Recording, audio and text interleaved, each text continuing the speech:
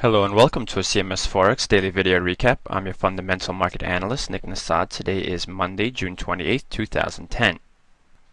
Over the weekend, members of the G20 met in Toronto, and in their statement they pledged, though in a non-binding way, to halve their budget deficits by 2013 and to balance budgets from 2016.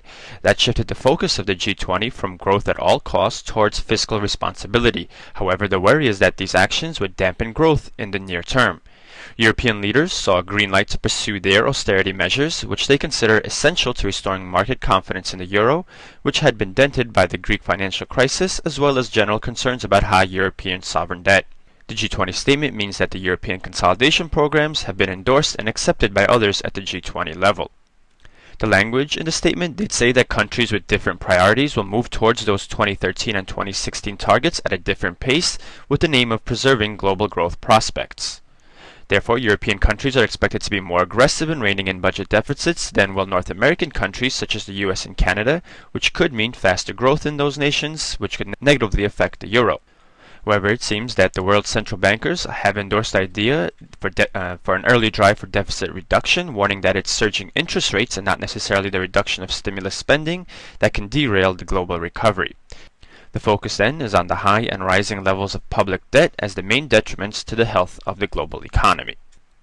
In assigned markets are still nervous about Eurozone debt. The premium investors charge to hold French, Belgium, Spanish, and Italian bonds rather than benchmark German bonds rose to the highest level since early June.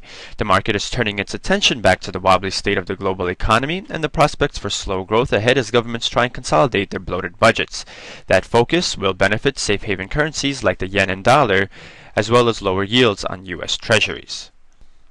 Taking a look at the euro-dollar pair, we see that the euro came under pressure overnight, moving down to a test of 1.2350 area, and then had further losses in the middle of the New York session, moving down to the 1.2280 level, testing this upward sloping level of support.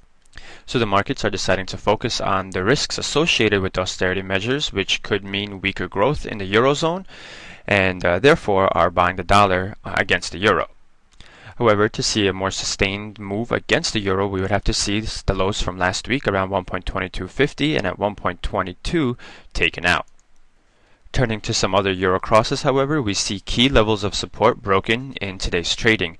Here we're looking at the euro dollar versus the Swiss franc, and we see that overnight we moved below the 1.3450 level, which had acted as our support in Friday's session, and tested a fresh record low for the pair at 1.3328. Part of the reason for this move was that policymakers from Switzerland said that deflation does not pose a problem anymore, and that was the main reason that the SNB gave when it said that it would stop intervening in currency markets back here on June 17th. We have also seen a flight to safety towards the Swiss franc from Europe, so that has been quite apparent during the last few weeks, especially after the SNB decided to stop intervening in currency markets. Taking a look at the euro against the pound, we see a very sharp slide again in today's trading, with the losses accelerating in the mid-New York trading session as we move below the 0.8150. This low here on Thursday around 0.8180 had been a 20-month low for the pair, and now we break that level during today's session, so the euro is pressured against most of its rivals. Taking a look at the pound dollar, we see that sterling was strong today, extending its gains from last week. The reason for pound strength last week included the unveiling of the belt tightening budget that was approved by credit rating agencies and bond markets, as well as hawkish minutes that showed one member of the BOE calling for an interest rate hike. That member of the MPC was Andrew Sentence, and he was on the Reuters wires today saying that the UK budget does not change his views that an interest rate hike is needed. He blames sterling's weakness as part of the reason that UK inflation remains so resilient and believes that the pound is below its equilibrium level. Following those comments, the pair pushed above the 1.5050 level, testing a high of 1.5118. We can see that tests this trend line that we could set up, connecting our highs back here from June 11th and the 15th, and we can see that has for now acted as resistance. We could draw a second line indicating support of an upward sloping channel for this pair. Taking a look at the dollar yen, while we were in a pretty tight range throughout today's trading, we did move below an important our support from late last week at around 0.8920. Briefly going below that level, though we recovered in the later part of the New York trading session. The reason here is that the yields on U.S. 10-year treasuries fell to 3.004%, which is the lowest in a year.